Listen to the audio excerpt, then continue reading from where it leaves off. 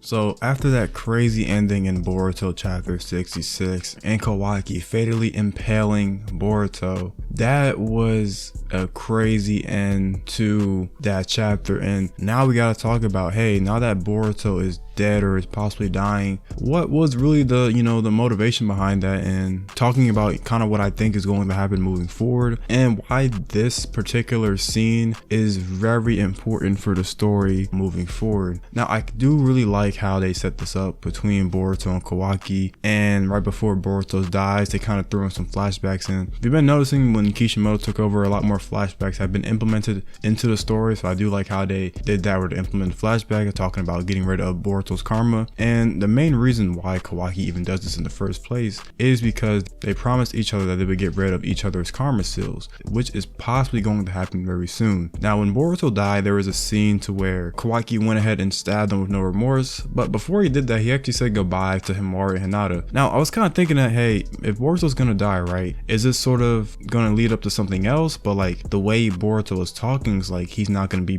back around for a while, so I think that potentially that the plan that Boruto and Kawaki have has a good risk of actually failing, because it seems like they have a plan to bring Boruto back, but at the same time it doesn't seem like Boruto's exactly sure if it's going to work, thus saying like goodbye to Himawari and Hinata. Maybe he just said that just in case that this plan that he has doesn't turn out for good. But yeah, it does seem very concerning that Boruto saying goodbye to Himawari and Hinata, and it's kind of just saying his goodbyes right there. But I think their plan goes way deeper than just Kawaki killing Boruto to stop Momoshiki's resurrection. I think it goes deeper to where this whole plan is going to intertwine like Code and Ada and a whole bunch of other characters into it too. So basically what this whole theory centered around is that Boruto is somehow going to revive himself or resurrect himself or heal himself some way. And I think that one of the bigger theories, and that I kind of agree with, is that the Boruto is going to place his karma seal on somebody else. Now who that person is, I have no idea. I made a video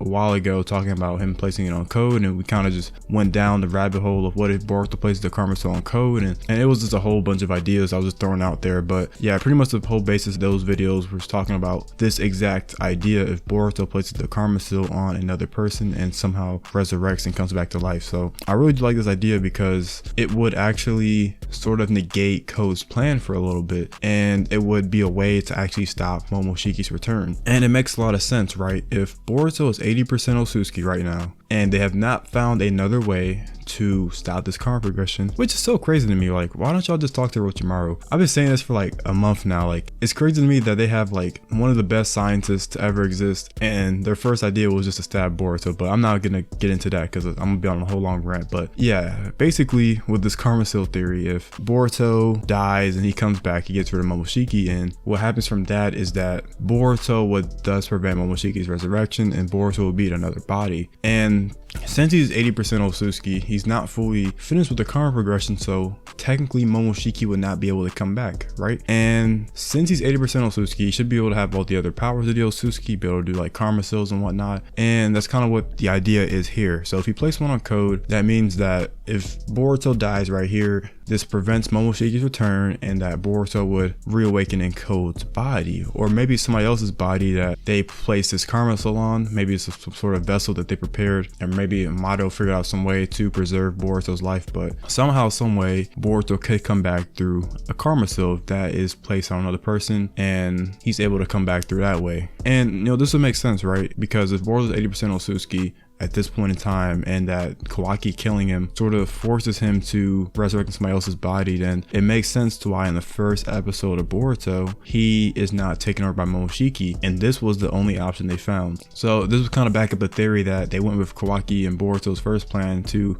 place that karma seal on somebody else. Now what I like about this theory is that Boruto could actually go into hiding if this actually happens, and if Code is not the person that they place the karma seal on and Code is still out there, then I can definitely see Boruto being able to go into hiding for a little bit and sort of wait it out. And this wouldn't even be Boruto going rogue, it would be Boruto laying low for the sake of not causing any trouble or not putting anybody in danger, because Code is still sort of looking for him and whatnot. Because remember, Code needs meet Boruto for his plan. Ada sort of wants to meet Kawaki first, so I'm not sure if Code is going to later use Kawaki for his plan, but as it stands right now, Ada needs Kawaki just for a little bit, but Boruto is sort of free game, right? So if Boruto is quote unquote dead and he somehow resurrects somewhere else, then he'll sort of be under the assumption that he's dead, almost like an Obito effect, right? Like we think he's dead and he sort of comes back up a couple of years later. I think that's kind of what I could see with Boruto, sort of just like a fake death, and he's really out there alive somewhere else. And we could now get situations to where Ko's plan is ruined and he can't really do much, because if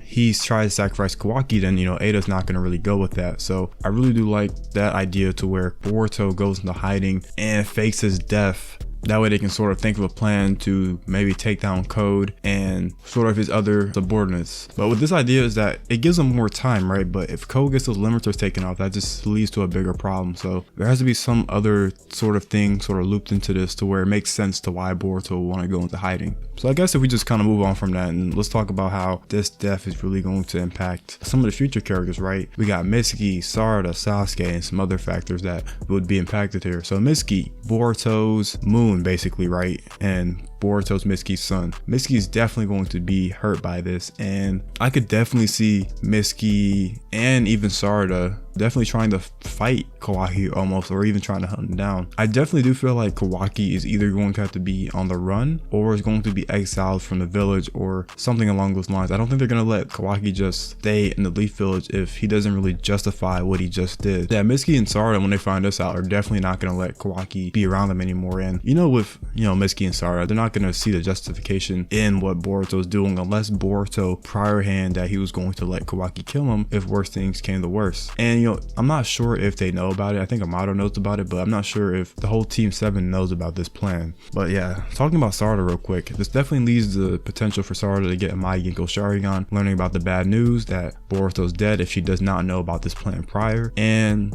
I would really like to see what her Maigenko Sharingan would be like before we kind of lead into this time skip. So I think that would be very nice to see that and see how she sort of reacts to the news, and same thing with the rest of the Hidden Leaf Village. Now we got Sasuke and Naruto, which I'm not really sure what Sasuke is going to do because Sasuke hasn't really been on the battlefield in a little bit, but I guess if Sasuke is going to give Boruto his cape and his sword and whatnot, then Sasuke has to be sort of into this plan, or at least know somewhat of what Boruto might do. And it's also the threat of the 5 Kage. The 5 Kage are not going to let Kawaki just sort of idle around. As it stands right now, Kawaki is a big threat. Kawaki's sort of, you know, relationship with Naruto it's okay, but at certain points Kawaki does feel like he has to do what's best for the Hokage and will sort of ignore what Naruto has to say. So I can definitely see the 5 Kage seeing Kawaki as a possible danger and trying to take him out. And I think this is where we could lead into situations to where Kawaki is now fighting these future